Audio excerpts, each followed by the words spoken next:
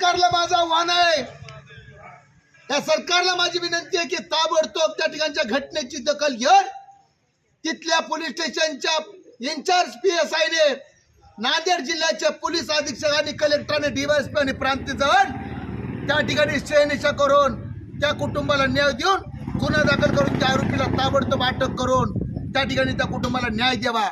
दुसरी एक महत्वाची गोष्ट आहे, त्या राज्याच्या महिला आयोगाच्या चेअरमन आहेत, प्रमुख आहेत रुपालीताई चाकणकर।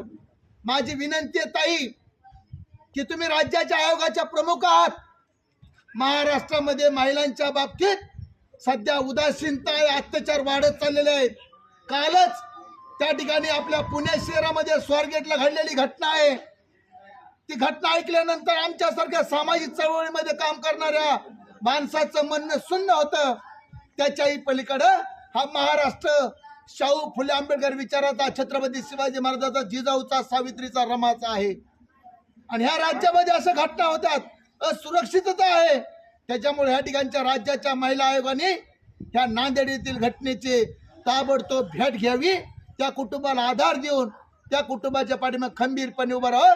तिथल्या सरकारला माझी विनंती आहे, जो गरीब आहे, कष्टकरी आहे, त्या सगळ्या कुटुंबाच्या पाठीमागे उभं राहावा आणि पुन्हा एकदा या